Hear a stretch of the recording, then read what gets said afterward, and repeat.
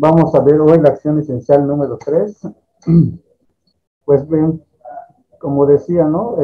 Con un pequeño resumen, sabemos que las acciones esenciales para la seguridad del paciente están diseñadas, ¿verdad?, para realizar todos los procesos sin poder cometer errores. Entonces, hoy veremos la acción esencial número 3, que habla de la seguridad del proceso de la medicación. Creo que todos ya conocemos esto, el personal de enfermería más, ¿no? Que diario a diario, pues aplica esta acción esencial. Sabemos que la medicación es parte de del tratamiento de la farmacoterapia que tienen los pacientes en todos los hospitales, sí, a nivel mundial. Sabemos que también los errores de la medicación están en uno de los primeros lugares en eventos adversos, y no es el primero. Ocupa a nivel mundial, sí, un reporte de los eventos adversos, las equivocaciones, y en el primer punto está en la transcripción, y es por eso que hay que llevar a cabo esta función esencial. El objetivo general de esta acción esencial, ¿verdad?, es fortalecer las acciones relacionadas con el almacenamiento, la prescripción, la transcripción, la dispensación y la administración o administración de estos fármacos. Todo esto con la finalidad de prevenir, ¿verdad?, que se puedan errores que puedan causar daños al paciente derivados de este proceso. Esto es en todos los establecimientos del Sistema Nacional de Salud. Como dice su objetivo principal, ¿verdad?, es que todo el proceso desde su almacenamiento, su transcripción y su aplicación se hagan del modo correcto según los lineamientos que establece esta acción esencial. Esta se divide en varios puntos igual. En la acción esencial 3A, ¿sí?, nos habla, ¿sí?, de la adquisición y almacenamiento de los medicamentos de alto riesgo. Esto sabemos que se refiere, ¿verdad?, a todos los medicamentos que están catalogados como alto riesgo. Dice, entre los más comunes que nosotros conocemos, ¿verdad?, es los electrolitos concentrados.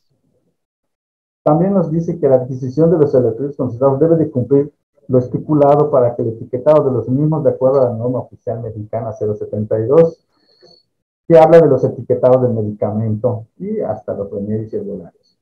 Entonces, en esta parte debemos de saber que como mínimo la acción esencial número 3 nos cataloga cuáles son los medicamentos de alto riesgo, y uno de los principales que existen son los electrolitos concentrados, que aquí en esta imagen podemos ver los colores estandarizados, ¿no? Que el bicarbonato de sodio, pues sabemos todos que es azul, el sulfato de magnesio verde, el sulfato de calcio en amarillo, el KCl, el cloruro de potasio, va en rojo, el fosfato de potasio en naranja, y el cloruro de sodio al 17.7% en color blanco. Entonces, estos electrolitos, también más adelante vamos a ver que por ser medicamentos de alto riesgo, aparte del color que tienen ya establecidos, también deben de contar con un etiquetado diferente cuando se instalan en el carro rojo, ya que va a tener un color de un círculo, un etiquetado rojo por ser medicamento de alto riesgo. Ese es el color que se les debe de poner a todos los medicamentos de alto riesgo. ¿Y cuáles son? ¿Verdad? Es que debemos de saber que son como mínimo 5 que establece la acción esencial número 3. Dentro de estos, pues los más comunes son los electrolitos, también están las heparinas o los anticoagulantes o antitrombóticos, también están las insulinas, ¿sí? También tenemos a los medicamentos oncológicos, que son conocidos como quimioterapias, también son medicamentos de alto riesgo. Y pues y por último también pues nos dice que tenemos a los medicamentos radiológicos, ¿no? Los medicamentos radiológicos también, entonces, estos medicamentos son los mínimos que establece la acción esencial como medicamentos de alto riesgo y deben de seguir los siguientes criterios para que sean etiquetados también.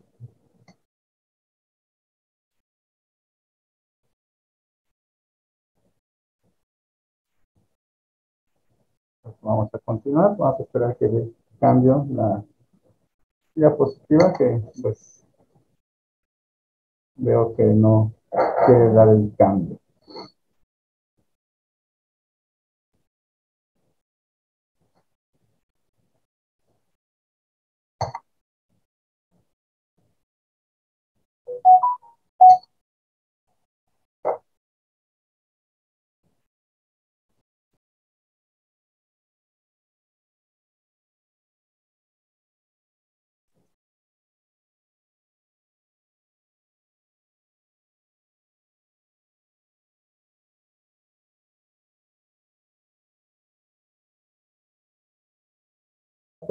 No.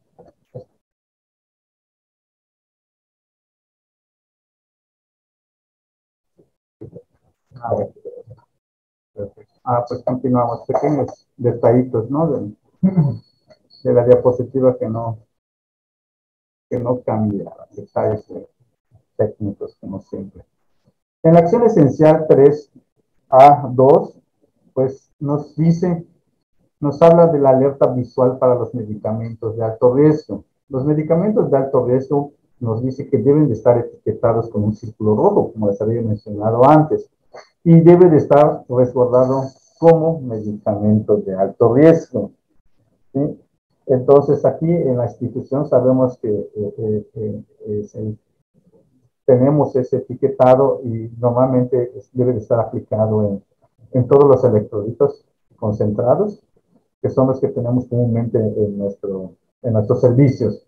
¿Sí? También es importante saber que, bueno, hemos tenido ciertos detalles con estas etiquetas, ya que en realidad no están licitados, pero en los faltantes de nuestro carro rojo, como hay otras cosas que tampoco se encuentran, se hace la solicitud y por cada servicio, jefe de servicio haga la solicitud y se mandan a la compra porque no están licitados y se tiene que hacer una compra especial para que lo tengamos y apliquemos ese etiquetado. No se justifica que no lo hagamos. Si al final de cuentas tenemos una evidencia de que pues, se hizo la solicitud de compra para poder aplicarlo.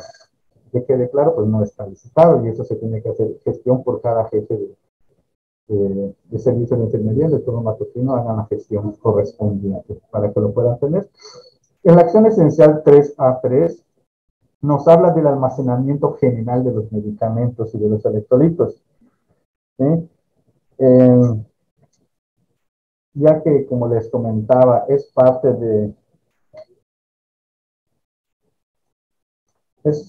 del almacenamiento que deben de tener. Estos deben de estar en un lugar seguro, ya sabemos cómo están. Las condiciones ambientales también, pues, es según el laboratorio, ¿no? En dónde deben estar. Normalmente, pues, todos los servicios contamos con el clima y están, normalmente ellos no necesitan una refrigeración.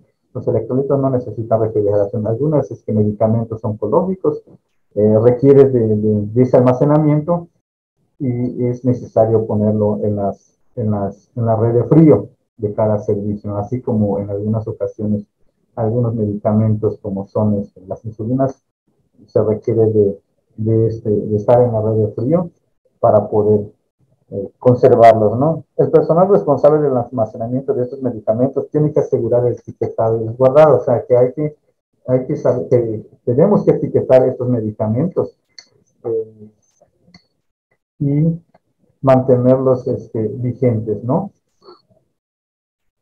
En los lugares donde se encuentran los electrolitos concentrados, pues la verdad debe de estar en un lugar visible. Normalmente casi todos los servicios se encuentran en un lugar visible, en una parte especial y tienen los colores. En todos los servicios que he pasado, normalmente cumplen con este requisito, están en un lugar separado, o sea, incluyendo los otros medicamentos comunes, pero sí están etiquetados como medicamentos de alto riesgo y están hasta en contenedores de color rojo, ¿no? Entonces aquí sí el personal responsable, que es el jefe de servicio de enfermería y los que están aquí, pues normalmente ya es que llevan este punto, ¿no? Como les había dicho anteriormente, pues verdad, los colores establecidos que traen son establecidos y deben de tener un etiquetado rojo como parte de un medicamento de alto riesgo. En la acción esencial 3B, ¿verdad? Nos habla de la prescripción y aquí nos dice que los médicos del establecimiento deben describir la prescripción médica, el expediente clínico, claro, del paciente y en la receta médica.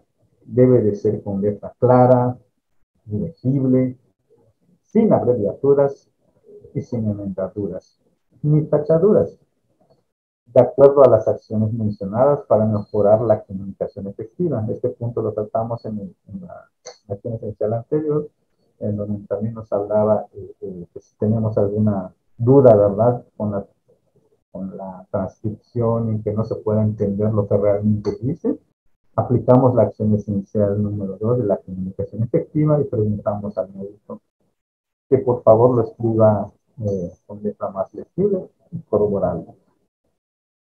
Porque en ocasiones nos dices que dice esto.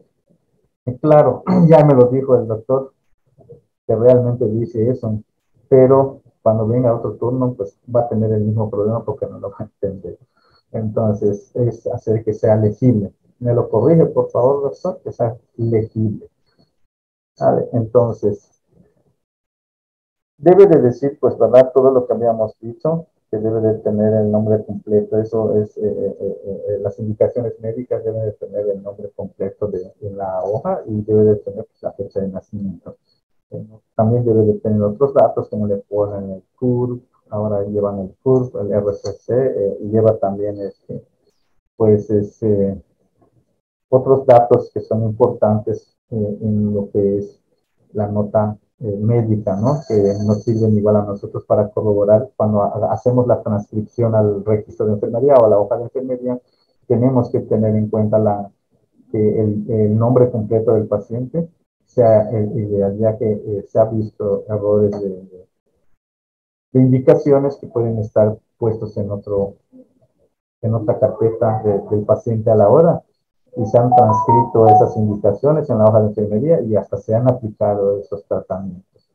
Y simplemente por no leer el nombre completo, la fecha de nacimiento y corroborarlo antes de realizar los procedimientos. ¿Sí? En la acción esencial 13 nos dice de la transcripción, cómo debe de ser. ¿Sí? El personal de enfermería transcribirá en la hoja de enfermería los medicamentos y las indicaciones médicas, que quede claro, sin modificar la prescripción original.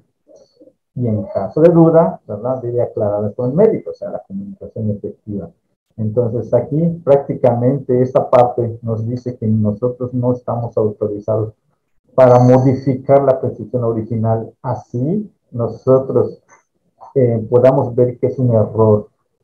Supongamos que se equivocó con un cero, que a la derecha en lugar de 50 puso 500. Entonces, el personal de enfermería tiene que aplicar la acción esencial de la comunicación efectiva para ir con el médico y decirle, doctor, creo que esta indicación no es correcta, ya que se corrobora, ¿entiende? Y el médico es el autorizado para realizar el cambio de indicación. ¿De acuerdo? También dice que el personal de enfermería solicitará el medicamento en la farmacia, en algunos servicios, por ejemplo, ¿verdad? Ahora que tenemos en nuestra institución la unidosis, que están en casi todas las áreas ahorita, ¿verdad? Se lleva de un modo diferente. Pronto a lo mejor también se están haciendo cambios y se llevará de una manera diferente en la aplicación de estos, ¿no? En el área de urgencias se hace solicitud, en pisos, por ejemplo, se envía al departamento de la farmacia en la nube, como dicen, ¿no? Se envían todas las indicaciones de los pacientes y ellos lo trabajan para que en la mañana lo más pronto posible, surtan los medicamentos de 24 horas. Entonces, hoy el personal de enfermería prácticamente ya no hace esa solicitud, pero si agregan algún medicamento o hace falta, le informan al jefe de servicio para que la farmacia nos lo surta. Así trabaja la unidosis, ¿no? Entonces, no en todos los servicios el personal de enfermería solicita medicamento. Hay algunos servicios, la verdad, que todavía no cuentan con el departamento de la unidosis y ellos tienen que hacer diario su colectivo o recetario, ¿no? Y les surten diarios el medicamento. También pues nos dice, ¿verdad?, que esta solicitud que se hace pues no debe de ser con letra clara, legible, sin tachaduras ni enmendaduras, como debe de ser un documento de este tipo.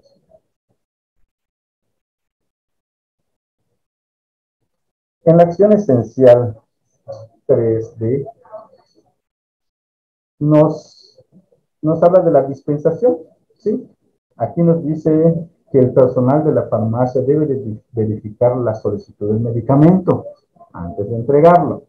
Pues, ¿qué significa, no? Que tiene que hacer su doble verificación, corroborar que el medicamento pues sea correcto, ya que también en ocasiones, pues la verdad es que sí ha sucedido de que nos han surtido medicamentos con otro nombre que son parecidos, ¿no? Nos han surtido y eso lo he visto personalmente, ¿no? Gracias a sus correctos del personal de enfermería, a la hora de recibir los medicamentos, pues se dan cuenta de que pues, la verdad no era era ciprofloxacino, pero era IV, no era vía oral o viceversa, ¿no? O simplemente a veces surten otro medicamento, o en ocasiones a veces no surten el medicamento. Entonces, toda es parte de las funciones de enfermería, realizar la doble verificación también antes de realizar el proceso de preparación y aplicación de los medicamentos o de los fármacos. En caso de dudas, como dice, ¿verdad? El medicamento no debe de ser entregado, se debe de corroborar y se pondrá en contacto con el médico que prescribe para realizar la aclaración. Y aquí, como se dan cuenta, volvemos a aplicar la comunicación efectiva entre la farmacia, entre el personal de enfermería y entre el médico que debe de hacer la solicitud. Ya que en ocasiones sí puede haber confusión por el nombre de los medicamentos que en ocasiones, ¿verdad?, son parecidos y puede ser diferente y hay veces no son legibles igual. Entonces sí existe esa parte. También nos dice que el personal de la farmacia, ¿verdad?, debe de entregar el medicamento realizando previamente la verificación de estos, si están prescritos, y proporcionará la información completa sobre su manejo que no recibe. Aquí prácticamente, ¿verdad?, es que pues nos habla de que pues prácticamente es una parte ambulatorio cuando un paciente se le da de alta, como le dijimos, de parte de todos los cuidados, se le da un tratamiento a seguir farmacológico en casa por ciertos días. Entonces, allí, ¿qué es lo que debe de hacer el personal de enfermería, que es el que proporciona? Es el familiar va por ese medicamento, se le otorga, lo checa, está bien, lo corrobora de la farmacia y nosotros, antes de que el paciente se vaya, también tenemos que corroborar que la dosis que le dieron es la correcta, ya que en ocasiones también se ha visto que le indican, por ejemplo, para 10 días cierto medicamento y solo le dan para 5 días. ¿Por qué? Porque no alcanza.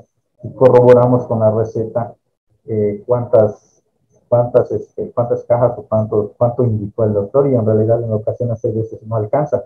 Y la farmacia sí cumple prácticamente con lo que dice la receta, pero en lo que dice el alta no va a alcanzar y en una semana va a tener que regresar el paciente por otro. Entonces no es correcto, se aplica la comunicación efectiva, se le pregunta al médico, se corrobora y tal vez haga otra receta y se va a buscar el faltante del medicamento, ¿no? Y esto es algo común que sucede. Debemos de saber que el paciente o el familiar no es responsable a veces de la cantidad, no cuenta él. Nosotros como personal de enfermería debemos de tener esa responsabilidad de checar que todos los medicamentos, todo el tratamiento que va a llevar también en su casa esté completo y sea el correcto. Y si faltara alguno, pues puede preguntar al médico si no existe o qué se haría, ¿no? Porque en ocasiones no hay, le dicen, regresan en una semana, Entonces, ahí son medicamentos que tienen que tener continuidad por ser un antibiótico, y entonces ahí ya se da la opción de que el familiar, ¿verdad? Pues busque una solución diferente. Esto es parte de lo que también tenemos que hacer como parte de las funciones del personal de enfermería cuando el paciente, ¿verdad? Se dé de alta. Y bien, pues en la acción esencial 13, ¿verdad? Es que nos habla de la recepción y almacenamiento de los medicamentos. Nos dice que el medicamento debe de rotularse con el nombre completo del paciente y sus datos de identificación. Sabemos que es el nombre completo, la fecha de nacimiento, y debe de tener otros datos.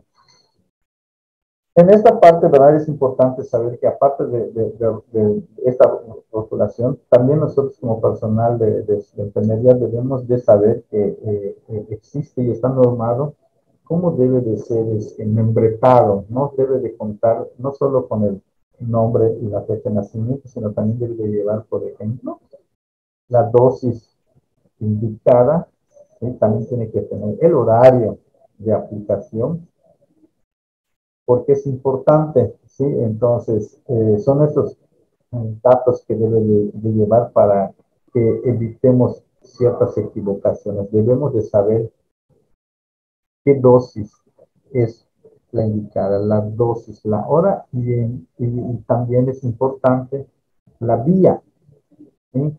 Porque sabemos que no todos los medicamentos, ¿verdad?, son intravenosos, aunque en algunas son preparados igual en una jeringa, como las nebulizaciones, ¿verdad? Las nebulizaciones las preparamos en una jeringa y no son IV, ¿sí? Entonces, ese cuidado lo tenemos que tener y debemos de membretar, de rotular nuestros medicamentos para que evitemos cualquier error en la aplicación y lleguemos a un evento adverso, ¿sí? También el personal de enfermería verificará que los medicamentos correspondan a los prescritos por el personal médico. Esto es parte de una rutina, de un trabajo que se debe de hacer a diario y que se ha estado perdiendo, ¿no? Los compañeros o los jefes de servicio que están escuchando y tomando el curso, por favor, hagan hincapié en esto, traten de que esto no se quede ahí nada más, ¿no? El personal de enfermería prácticamente hemos podido observar en los eventos, ¿no? Que suceden después de 24 horas, se dan cuenta que hubo un medicamento que no era la dosis que el médico indicó. El personal de enfermería puso otro y se aplicó el medicamento, y se dan cuenta, hay veces hasta la noche, ya pasó la mañana, la tarde, o hay veces hasta el día siguiente nos damos cuenta. Entonces, obligación de todos los turnos es actualizar las indicaciones médicas. Ya sabemos que el personal del turno matutino es el que anota todos los medicamentos en las indicaciones del día, pero es obligación de todos los turnos corroborar que esa información, que esa transcripción de medicamentos que el personal del turno anterior hizo sea correcto. O sea, no es responsabilidad exclusivamente de que porque la mañana no lo escribió, yo no lo puse. No, es responsabilidad de todos los turnos, y eso se pudo haber detectado desde, en ocasiones, desde el enlace de turnos, si aplicábamos la técnica del SAER que habíamos visto de esta ayer, ¿no? Pero independientemente de eso, el personal de todos los turnos de general deberían de actualizar o de corroborar que las indicaciones prescritas por el médico sean las mismas que están en la hoja de enfermería, y en su caso, al no existir alguna o haber una dosis más, aplicar la comunicación efectiva e informarle al médico para que se resuelva ese detalle.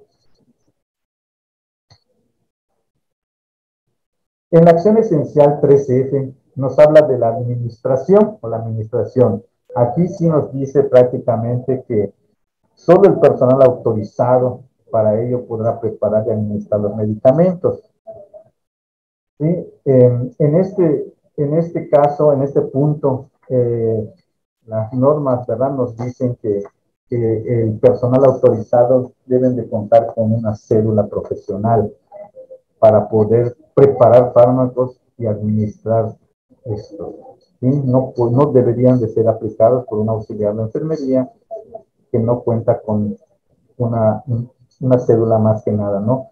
Ya que no se considera capacitado, aunque normalmente empíricamente lo pueden saber, pero no existe, ¿verdad? La responsabilidad de ellos hacerlo. Normalmente sabemos y conocemos que en algunos turnos, ¿verdad? Los auxiliares lo hacen por mucho tiempo de práctica, pero no es lo correcto. Si aplicamos bien esta acción esencial, dice que debe de ser personal autorizado, ¿no? Como los químicos que tenemos que preparan algunos medicamentos en algunos servicios y son enviados.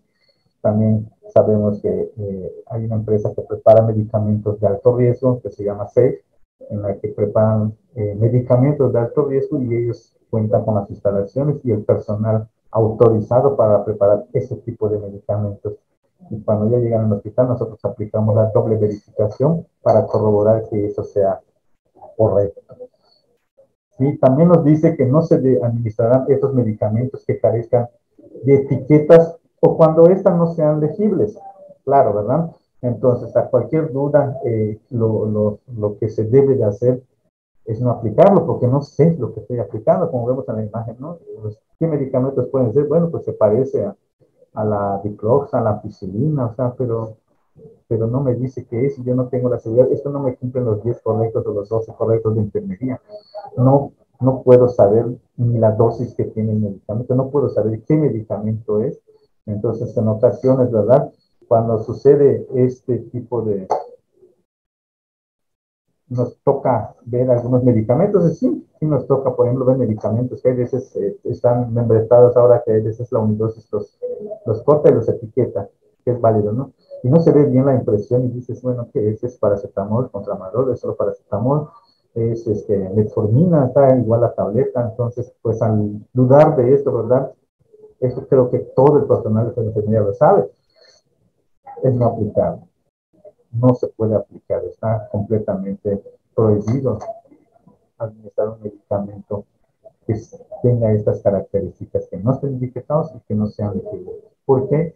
Porque también debemos de saber que no solo se puede ver, por ejemplo, el nombre completo del medicamento, sí, ¿verdad? El nombre completo del medicamento, pero pues la dosis a veces no se ven los miligramos o la dosis que tiene el medicamento y sabemos que varios medicamentos vienen en diferentes presentaciones.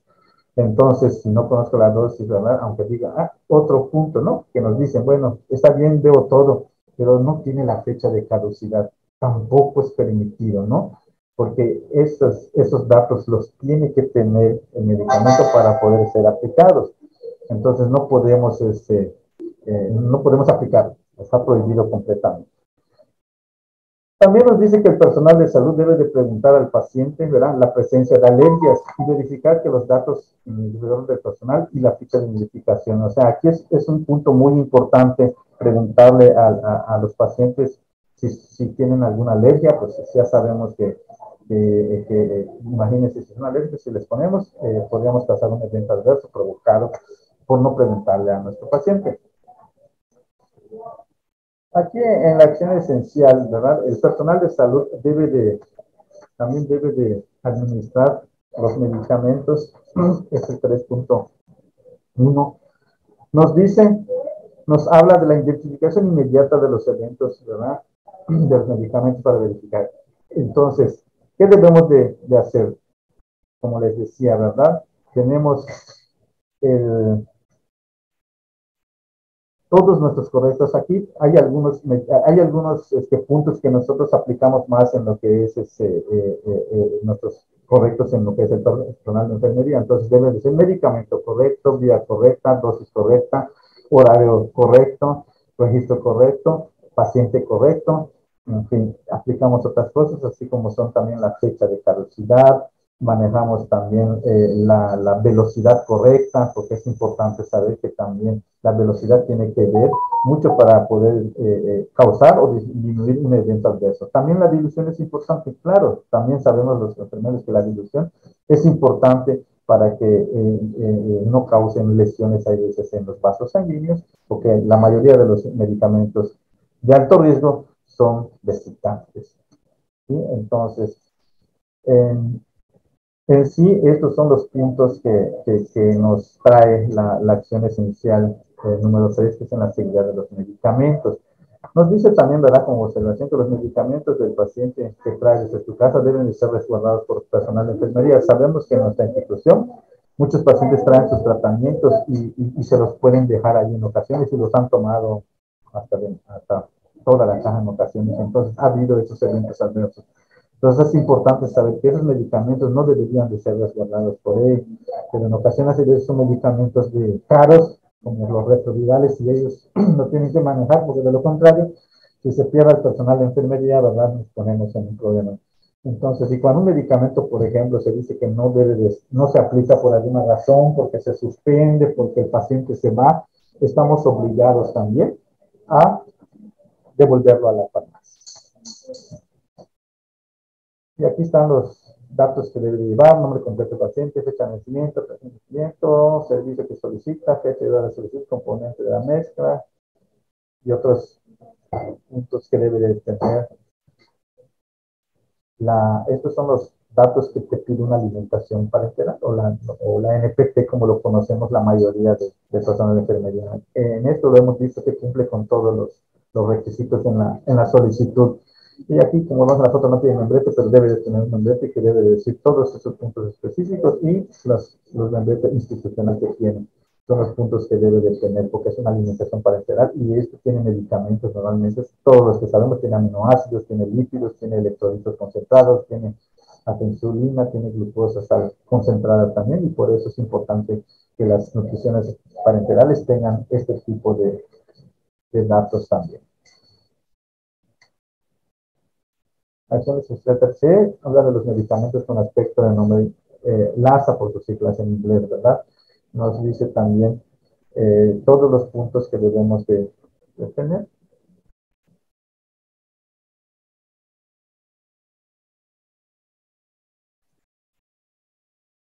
Y creo que vamos a hacer una pausita porque ya me está avisando que se va a cortar la sesión.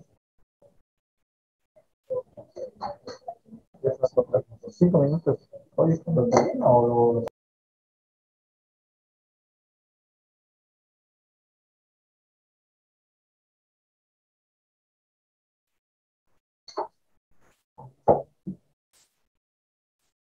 Bueno, pues continuamos con la última, ¿verdad? Acción esencial, la 13, deberá colocar alertas visuales en el momento de prescribirlos. Esto ya habíamos hablado que deben de tener alertas visuales, ¿verdad? También las barreras de seguridad deberán implementarse en todo proceso de la medicación, haciendo énfasis en sus procesos de prescripción y almacenamiento. También es importante que la organización coloque alertas visuales en el proceso de la medicación. Todos sabemos que aquí los medicamentos, por ejemplo, de esta, por siglas en inglés, nos habla de los medicamentos que normalmente tienen terminaciones iguales, como nos ponen un ejemplo, ¿verdad? La digoxina y la dorexina. Esto nos dice la acción esencial, que debemos describirlos así como tal aparecen en la diapositiva, ¿verdad? Debemos de poner en mayúsculas esas primeras letras para identificarlos, ¿sí? Para que no haya errores, y así debe de estar escrito en nuestro registro clínico de enfermería. En la acción esencial 3H de la doble verificación durante la preparación, también sabemos que es importante. Nuestro registro clínico nos dice cómo hacerlo, ¿sí? Nos habla, como les había mencionado, ¿verdad?, de los electrolitos concentrados, las insulinas, los anticoagulantes, sería para enterar, los citotóxicos, que son las quimioterapias, y los radiofármacos, que son los que usamos para algún estudio también.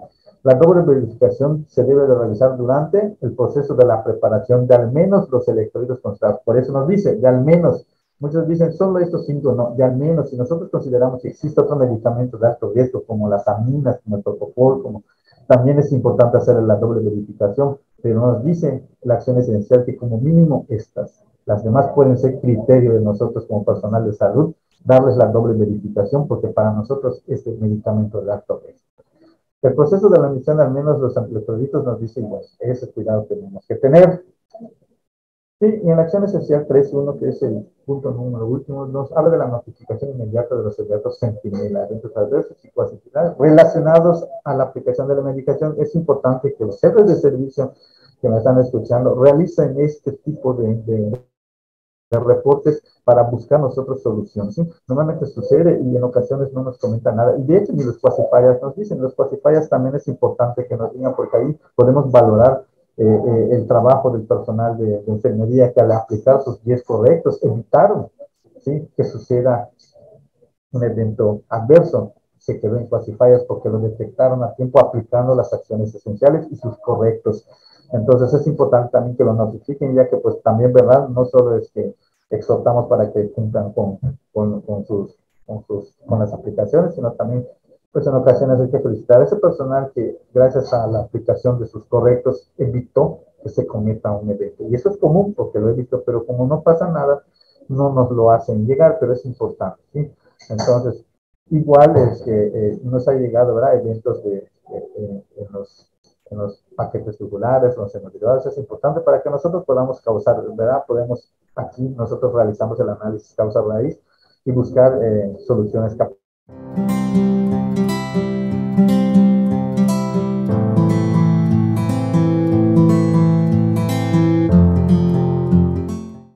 Pues vamos a continuar con la siguiente, ¿verdad? Prácticamente con la siguiente acción esencial número 4, que pues prácticamente nos va a hablar de la seguridad de los procedimientos. Aquí normalmente pues se apega mucho a lo que es ¿verdad? Los procedimientos quirúrgicos para brindar una cirugía segura. Nos dicen muchos puntos que tenemos que aplicar para evitar eventos adversos. Como dato, ¿verdad? Particular, en la semana pasada leí, ¿no? Eh, de un caso de una cirugía, no sé si alguien lo leyó también, ¿verdad? Salió en las redes sociales, en un estado de acá de la República, en donde una paciente de 65 años, creo, fue para que le amputaran un tiempo, un problema, creo que de osteoporosis o de artritis, y le amputaron la pierna buena, y hay una demanda sobre eso. Entonces, si hubiesen aplicado esta acción esencial, les puedo asegurar que eso no hubiese pasado. Pero bueno, fue otro estado, ¿no? Entonces, esa es la finalidad de las acciones esenciales para la seguridad del paciente, prevenir todos los tipos de eventos adversos y los eventos centinelas. Ese ya fue un evento centinela porque causó daño permanente al paciente. Sí, no murió el paciente, pero ya es un daño, le amputaron una pierna. Imagínense, si nos ponemos en lugar, ¿verdad? Que fuese nuestro familiar, sería diferente. Y lo veríamos de un modo diferente en esto, por no llevar simplemente estas acciones esenciales que están diseñadas para evitar este tipo de. Pues bueno, hablamos de la acción, como le dije, esencial número 4, y su objetivo general, ¿verdad?, es reforzar las prácticas de seguridad ya aceptadas internacionalmente y reducir los eventos adversos para evitar la presencia de eventos centinelas, que son como el que le comenté, derivados de la práctica quirúrgica y procedimientos de alto riesgo fuera del quirófano, por medio de la aplicación de un protocolo universal en los establecimientos del Sistema Nacional de Salud. O sea que prácticamente pues estamos obligados a llevar estas acciones esenciales para evitar este tipo de eventos, ya sea un evento adverso o eventos en particular. Les comento que aquí sí suceden eventos adversos en el quirófano, pero muchos en ocasiones no saben, ¿verdad?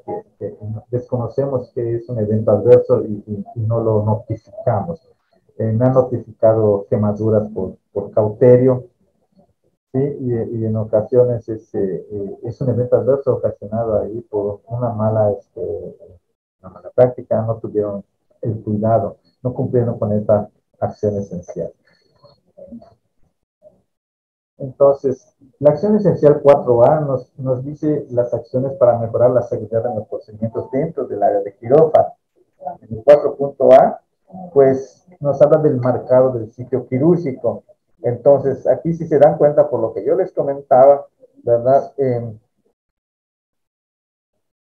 Pues, ¿cómo le habrán hecho, ¿verdad? Para poder quitar un pie bueno. No cumplieron con eso. Entonces, en esta acción prácticamente nos habla del marcado del sitio quirúrgico, cómo debe de realizar, cómo se debe de realizar. Entonces, se dice que se debe de hacer con ¿verdad? Una pluma sobre la piel del paciente, de manera que permanezca después de la asepsia. Es una pluma, ¿verdad? Especial en donde se se pinta el sitio que va a ser operado así después de realizar la sepsia permanece ahí. Dice también que previo al ingreso a la sala quirúrgica, el cirujano responsable de la atención debe de marcar el sitio quirúrgico cuando la cirugía se realice en órganos bilaterales y estructurales y que contengan niveles múltiples. También el marcaje se debe de realizar en presencia de un familiar en el caso del paciente no se encuentre consciente o sea menor de edad o que tenga alguna discapacidad. También se debe realizar el tipo de señal llana y fuera del círculo mayor de las iniciales del cirujano. También estará permitido realizar el marcaje documental cuando el procedimiento sea en mucosas o sitios anatómicos difíciles. Se puede omitir en situaciones de urgencias y en lesiones visibles como las fracturas expuestas o tumores evidentes, ¿verdad? Esto es algo lógico, que pues si verdad es una fractura expuesta que voy a operar, no se puede realizar dicho marcaje.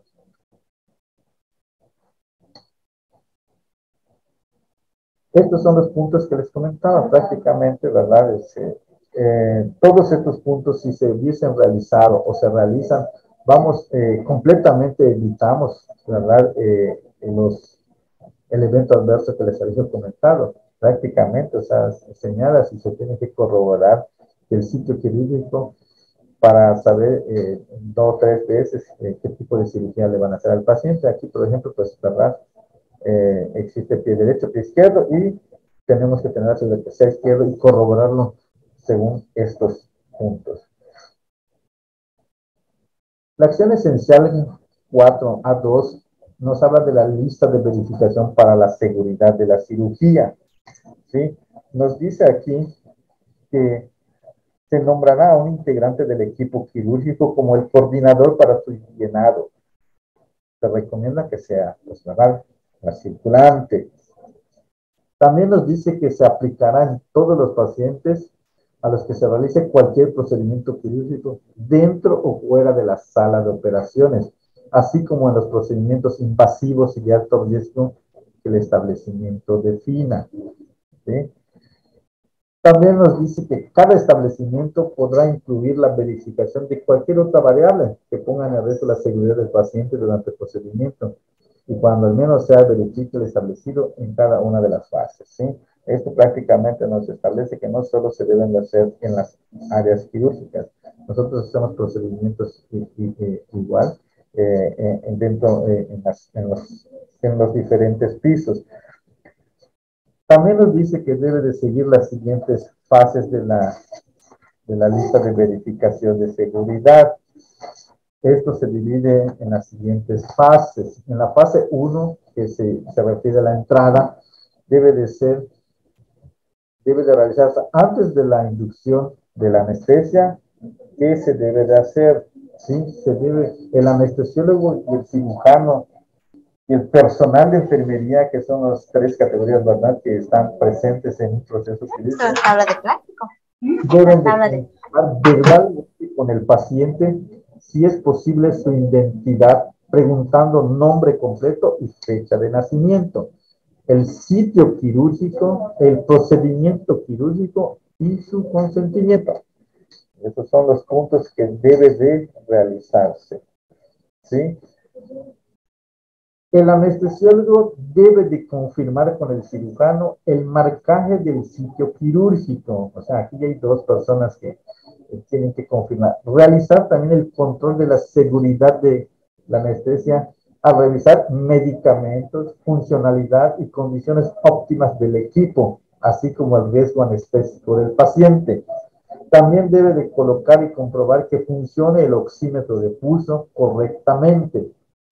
Confirmar si el paciente tiene alergias conocidas, vía aérea difícil y riesgo de aspiración.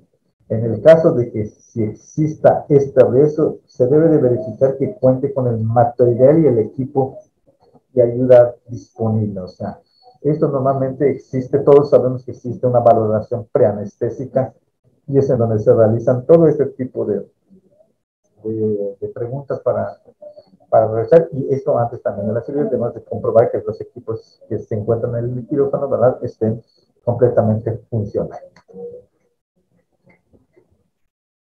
También debe de conocer el riesgo de las hemorragias en adultos mayor a 500 mililitros y en niños mayor a 7 mililitros kilogramo. Prever la disponibilidad de soluciones parentelares y dos vías centrales. Esto ya es criterio de la necesita saber qué vías debe de tener el paciente por si requiere alguna aplicación de algún hemoderivado en su momento. Identificar la necesidad de hemoderivados en caso de verificar que se haya realizado el cruce de sangre, como les comentaba, ¿verdad?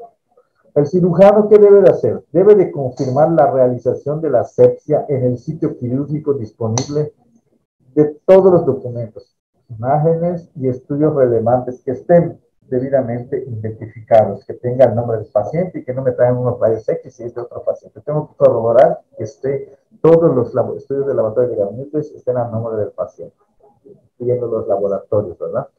Disponibilidad de los productos sanguíneos necesarios. También es importante y sabemos que cuando es una cirugía que va a requerir, nomás con protocolo, se le cruzan unos paquetes globulares disponibles en el banco de sangre que por si en dado caso se requiere, se solicitan inmediatamente y son entregados y aplicados al paciente.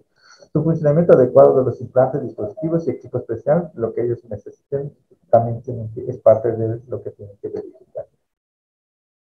En la fase 2, que se refiere a la pausa quirúrgica, antes de la incisión, el cirujano debe confirmar que cada uno de los miembros del equipo quirúrgico se hayan presentado por su nombre y su función, sin omisiones, o sea que todos lo deben de hacer.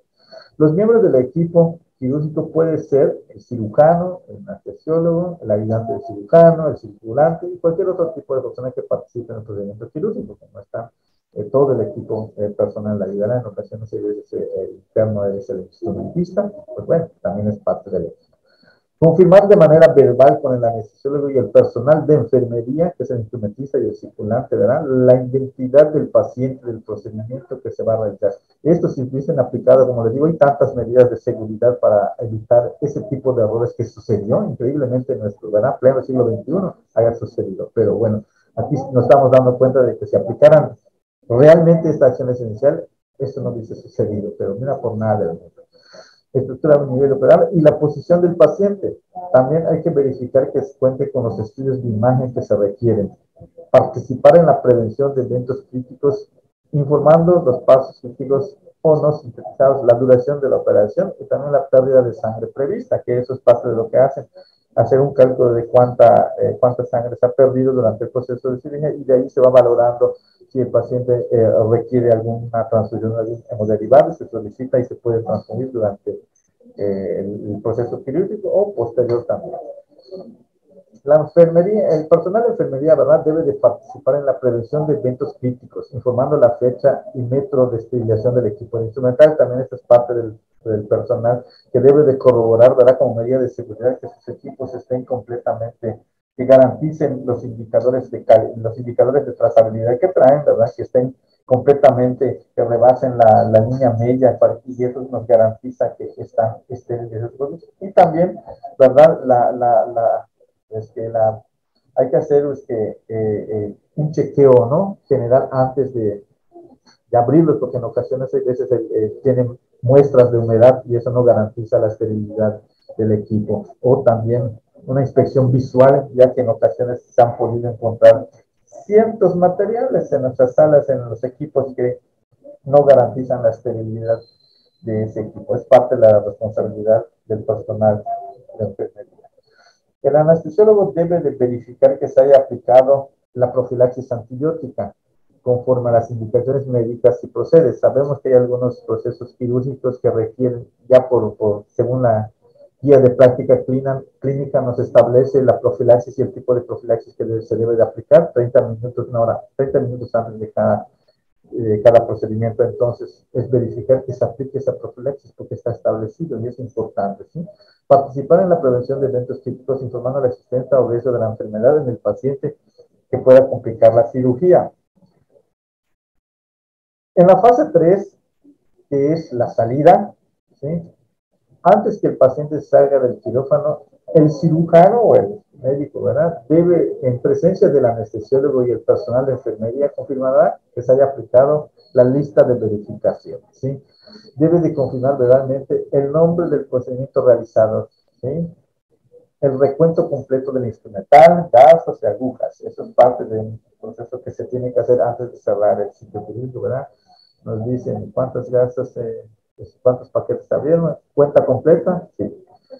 También el etiquetado de las muestras, el nombre completo, si en alguna ocasión se toma una muestra de biopsia, también hay que ver que tenga todos los datos que incluye, según la acción esencial que habíamos visto, la identificación correcta, ¿verdad? También nos dice si hay problemas que resolver relacionados con el instrumental, los equipos deben de ser notificados y resueltos. En esta ocasión, por ejemplo, si se encuentra un equipo de procedencia, nos deben de hacer un reporte para que nosotros podamos tomar acciones, ya que pues a lo mejor podemos ver si averiguar si el proceso que se llevó fue porque sobrecargaron, ¿verdad?, la carga de esterilizado, se pasaron del 80% que establece, ¿no? La carga que debe de llevar, o qué fue lo que pasó, si la autoclave está también teniendo fallas, ¿no? Pero si no se notifican, ¿verdad?, tampoco podemos buscar la solución, porque en ocasiones hay veces ese error de la carga que ponemos, que sobrepasamos de la cantidad que dice, pero también puede ser porque la autoclave también tenga algún fallo. Reportar si ocurrieron eventos adversos en el caso informativo, como les comentaba, es importante si sucedió algo si hicieron, es reportarlo, ¿no? Hacer el evento, si hubo, han llegado por tema, por cauterizador, por favor, hay que hacerlo. El cirujano necesario y el personal de enfermería también deben de comentar al circulante los principales aspectos de la recuperación postoperatoria, el plan de tratamiento y el riesgo del paciente. Y aquí todos los integrantes del equipo quirúrgico deben de anotar su nombre y firman la lista de verificación en la parte que le corresponde. La lista de verificación debidamente llenada y firmada por todos los integrantes del equipo quirúrgico debe integrarse al expediente clínico. Es un documento que debe de estar en el expediente clínico y así lo establece la acción esencial número 4. En la acción esencial 4B nos habla del tiempo fuera para procedimientos fuera del quirófano. La realización del tiempo fuera, ¿verdad?, con el propósito es de llevar a cabo el procedimiento, tratamiento correcto con el paciente correcto y en el sitio correcto o cualquier otra variable que ponga el riesgo de la seguridad del paciente. Debe de realizarse justo antes también de iniciar al menos los siguientes procedimientos. En la transfusión de sangre o de un hemoderivado, hemocomponente. Toma en cuenta al menos las siguientes variables, ¿verdad? Al paciente de procedimientos de acceso vascular, el grupo y el RH y hemocomponente correcto. Estos son los puntos que debemos de checar antes de realizar una transfusión, ¿verdad? Tenemos que saber el tipo de sangre, si es compatible, nombre completo, etc. En radioterapia también se toman en cuenta al menos las siguientes variables: el paciente, procedimiento, sitio y dosis correcta. En la terapia de reemplazo renal, como es la hemodiálisis, ¿verdad?, tomando en cuenta al menos las siguientes variables: procedimientos del paciente, prescripción dialítica, o sea, qué tipo de diálisis va a llevar. También se lleva el filtro correcto, si se tiene contemplado. Y la autorización del reuso. La evaluación del sangrado también activo y la evaluación del acceso vascular. Todos estos puntos también son importantes en el tiempo fuera. En la toma de biopsia, ¿verdad?, los procedimientos odontológicos también nos dicen que hay que hacer una colocación de retiros, dispositivos de sondas perlares, urinarias, catéteres, dispositivos intrauterinos, catéteres para hemodiálisis, entre otros drenajes y dispositivos. En los estudios de gabinete, ¿verdad?, que requieran medios de contraste, en terapias de electroconvulsiva, en la colocación y manejo de accesos vasculares también, como los catéteres centrales. El médico responsable, ¿verdad?, de la atención debe también de confirmar que es el paciente correcto, procedimiento correcto, sitio quirúrgico correcto, en caso de que el órgano bilateral, el marcaje derecho o izquierdo según corresponda. En caso de la estructura multiplicar, especificar el nivel u operar a la posición correcta del paciente. Sí sabemos. Verificar que se cuente también con los estudios de imagen, como lo habíamos dicho que se requiere. Prever de los eventos críticos, verificando la fecha y el método de distribución del equipo e instrumental. Promover que el paciente y con cuidado de hacer información completa y fácilmente comprendible sobre el proceso asistencial y los riesgos que puede llevar dicho procedimiento.